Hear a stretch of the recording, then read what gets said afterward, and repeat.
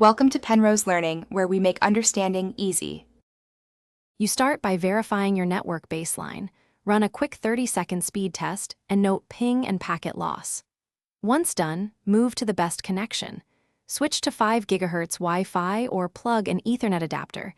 This reduces wireless interference. Next, close background apps, disable auto-sync and any active VPNs or downloads so your bandwidth is dedicated to the game. These actions immediately reduce jitter and give you a clean state to apply deeper fixes.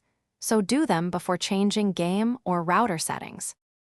Once your device is isolated, log into the router and enable Co-S, prioritizing your phone or the Mobile Legends app to reduce latency spikes.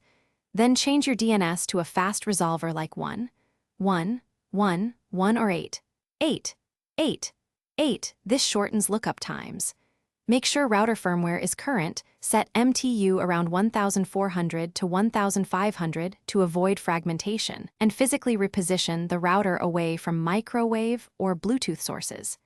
These middle steps stabilize routing and to finish, perform a traceroute to Mobile Legends servers so you can see where latency or packet loss occurs. Keep that log. Then reduce in-game network load, lower graphics and cap frame rate while testing 3 matches to confirm improvement.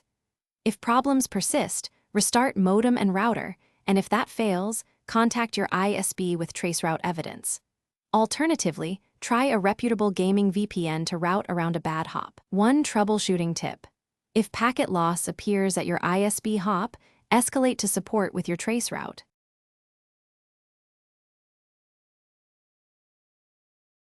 Thanks for watching. If this was helpful, leave a like and consider subscribing. See you next time.